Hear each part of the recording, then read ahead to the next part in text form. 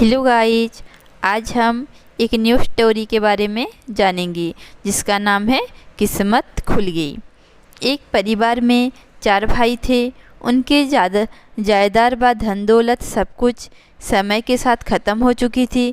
चारों भाई हुनरमंद व पढ़े लिखे थे, फिर भी अपने पुराने ख़ानदानी इज्जत के कारण वे कहीं कोई नौकरी चाकरी या काम धंधा नहीं कर पाते थे। उनको लगता था कि नौकरी करने से उनकी इज्जत कम हो जाएगी। समय के साथ रहा सहा धन खत्म हो गया।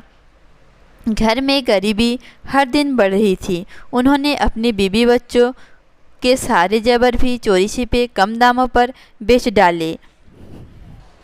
आखिर एक दिन ऐसा आया कि घर में कुछ भी न बचा और खाने पीने के लाले पड़ गए। अब क्या किया जाए। उनके घर के आंगन में सहजन का एक पेड़ था। उसके फलने का मौसम था। उस पर बड़े लंबी लंबी और हरी हरी सहजन की फलियां लटक रही थी। जब शाम हो जाती, चारों तरफ सन्नाटा छा जाता। तब उन चारों भाइयों में से कोई एक उस पेड़ पर चढ़ जाता और फलियों को तोड़कर नीचे गिरा देता। रात होने पर एक कुछ दिन आती और फलियां खरीद कर ले जाती। इससे जो थोड़े से पैसे मिलते, उन्हीं से उस परिवार का गुजारा चलता। दिवाली के दिन उनका कोई एक रिश्तेदार उनके घर आया। उसे इन लोगों की बुरी हालत का पता न था।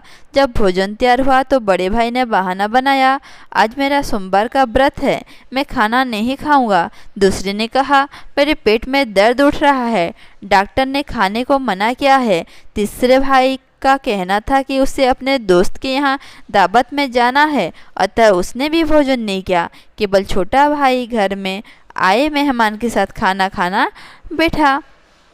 2 थालियां सजाई गई। जब दोनों खाने बैठे तो बूढ़ी माँ मेहमान से खाने का खूब आग्रह करती, लेकिन अपने छोटे बेटे को जरा भी ना पूछती और उसे खाना परोसने में भी कंजूसी करती। वह लड़का भी सधा हुआ था। कोई व्यंजन परोसने से पहले ही हाथ हिलाकर कह देता, मुझे नहीं चाहिए।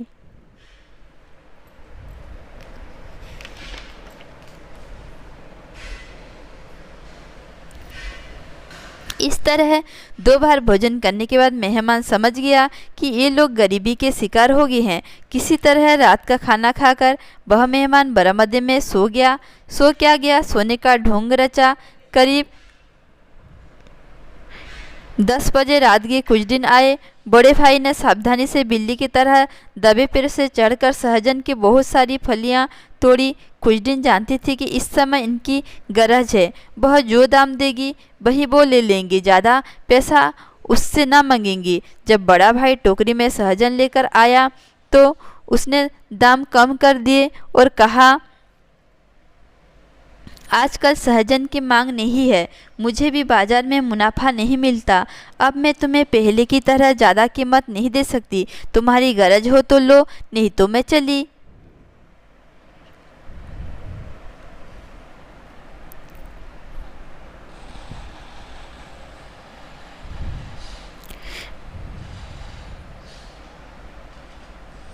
बड़े भाई ने हाथ जोड़कर कहा, तुम जितने पैसा देना चाहो दे दो, मगर जोर से मत बोलो, बरामदे में हमारे मेहमान सो रहे हैं, जाग जाएंगे। कुछ दिन ने इस मौके का लाभ उठाकर फलियों के दाम और भी घटा दिए। लाचार होकर बड़े भाई को उतने ही पैसे लेने पड़े जितने कुछ दिन ने दिए। थोड़ी देर में सारा मामला शांत हो गया। कुछ दिन चली गई। चारपाइयों पर सब लोग के जोर जोर से खटराई सुनाई देने लगी, लेकिन मेहमान तो जाग रहा था, दूरदर्शी तो था ही।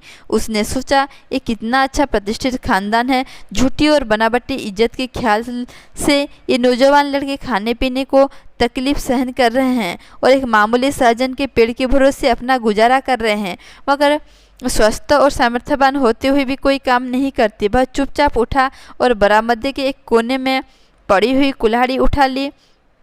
फिर बिना किसी आहट के बगीचे में सहजन के पेड़ के पास पहुंचा और पेड़ को जोड़ों को काटकर धरती पर गिरा दिया। अब इस घर में मेरा रहना ठीक नहीं, ये सोचकर पो फटने से पहले ही अंधेरे में वह वहां से चला दिया।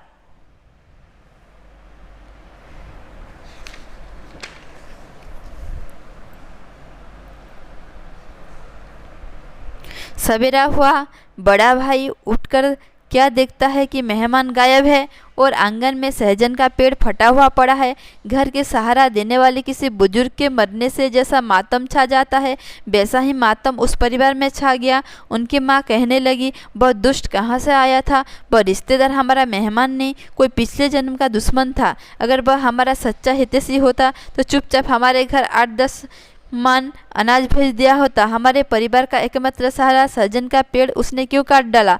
अब क्या होगा हे ईश्वर। बड़े भाई ने बुढ़िया से कहा, जब तक हमारा बस चला घर की पुश्तनी इज्जत बचाई, किसी के आगे हाथ नहीं फैलाए, मगर आगे गुजारा चलाना मुश्किल है। अब हमें कहीं ना कहीं काम ढूंढना ही पड़ेगा। उस बस्ती में चारों भाई की अच्छी इज्जत थी। अपने खानदान और अपनी ईमानदारी के लिए वे बहुत मशहूर थे। जहाँ भी जाते वहीं लोग उनसे अच्छा व्यवहार करते। एक बड़े धनी मानी प्रशासन ने बड़े भाई को अपने यहाँ नौकरी पर रख लिया। दूसरे भाइयों ने भी कहीं ना कहीं काम ढूंढ ही लिया। 1 साल हो गया, चारों की हालत अच्छी होगी। अब घर में दूध घी की कमी ना रही। दूसरी दिवाली आई, वही मेहमान फिर से उनके यहाँ आया। उसने स्वीकार किया कि आंगन का वह पेड़ उसने कुल्हाड़ी से काट कर गिरा दिया था। उस कोठर कर्म के पीछे उसके दिल में नेक विचार था, कोई बुरा इरादा न था।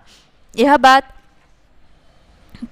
घर के लोगों भी अच्छी तरह समझ गए थे। उन चारों भाइयों ने बड़े प्रेम से अपने मेहमान की खातिरदारी की और उसे विदा करते समय कहा, उस दिन आपने हमारा सहजन का पेड़ नहीं काटा, मानो हमारी कोहली पर बदकिस्मती को काट कर फेंक दिया था। अगर आप हम पर तरस खाकर 10-5 मान अनाज हमारे घर भेज देते तो हम और भी नीचे गिर जाते, पूरे बुजदिल बन जाते।